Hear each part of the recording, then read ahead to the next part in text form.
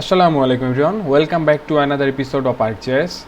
Here you can see we have some data. Here is a map for a certain area, and this point indicates the pumps, and this red point indicates the death of cholera. In this case, we need to find out which pump is responsible for this death. In our previous videos, we have done some operations of different kind of interpolation operations, but in this case interpolation operations is not suitable for this because we need to know the density of this depth. Okay, so we will do another operation by the kernel density operation. So let's see how to find out the which pump is responsible for this depth. We need to search kernel density.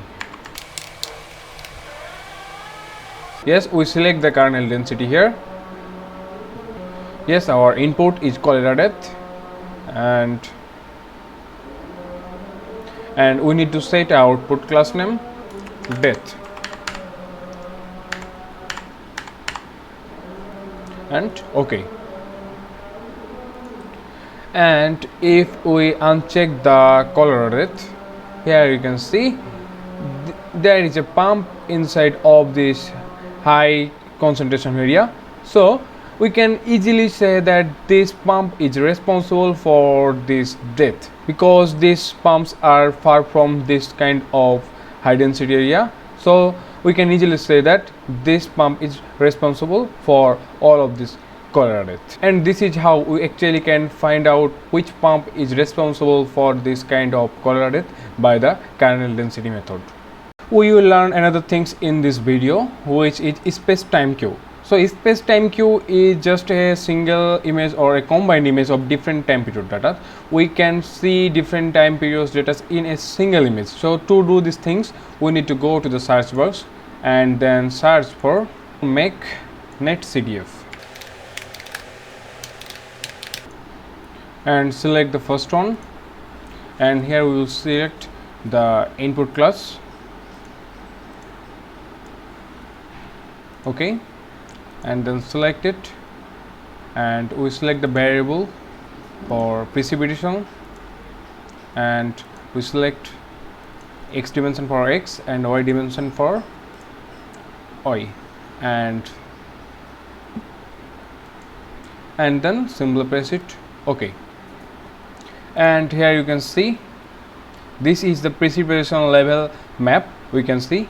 And if we going to the properties, and here is the options for net CDF options. Okay, so if you first simply change the nearest neighbor to bilinear interpolation and apply OK, it will be more clear to understand. And then if we going to the net CDF option, you can see there is a drop down options, and you can select other times data here on in a single image. If you press select another one and then press apply, you can see the data is changing. And if you want to select another one then apply, yes, you can see that the data is changing. So this is how we actually can see a combined image of different time period data by this space-time queue method. And one last thing we do in this video is ISO cluster unsupervised classification. To do this, we need to add another data. Okay, we select the night time clip here,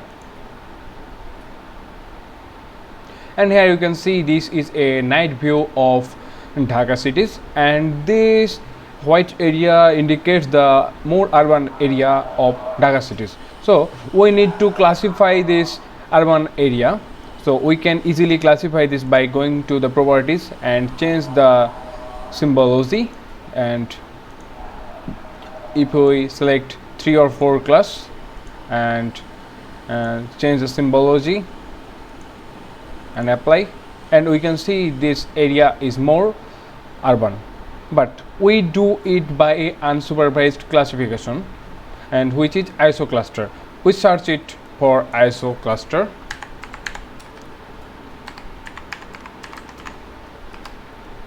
and select the ISO cluster unsupervised classification. And in this case our input is net class, and here we just need to select the number of classes. Yes, we select 5, and we need to select a output class dot tif. Okay, and then press it OK. Now our ISO cluster unsupervised classification is done, and here you can see we suggested to do for 5 classes, but the ISO cluster is unable to do for 5 classes. It has done for 3. If you want to suggest that for more classes, similarly, and let's see for 7, and ISO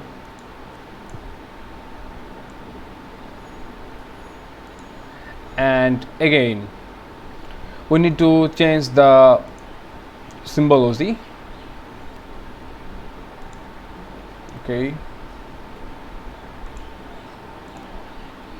similarly the symbology,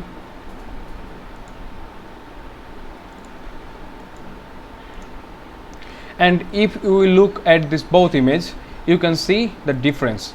And here you can see if you select less classes, it is suggesting for less urban area, but if you select more classes, it will show the urban area is more. So it is easy to manipulate the maps for this kind of operations. So that's all for today. See you in next video.